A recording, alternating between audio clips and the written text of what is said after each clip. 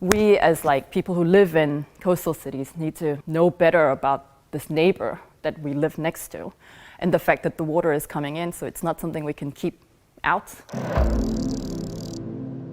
Why should we only design cities for human benefit? That's a question that needs to be addressed because of climate change and biodiversity loss, water pollution, that these are all these issues that are facing. So how about we also design spaces for these animals or these non-human beings, and they also have a right to occupy these spaces.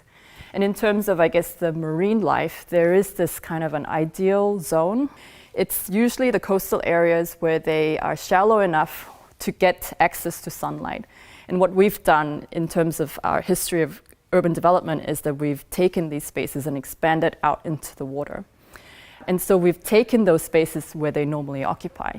So it's about also reintroducing these things in a new way, in a more of a designed way. It could be more of an aesthetic response, so that people, when they go to these waterfront spaces, they're like, this is part of being in a coastal city.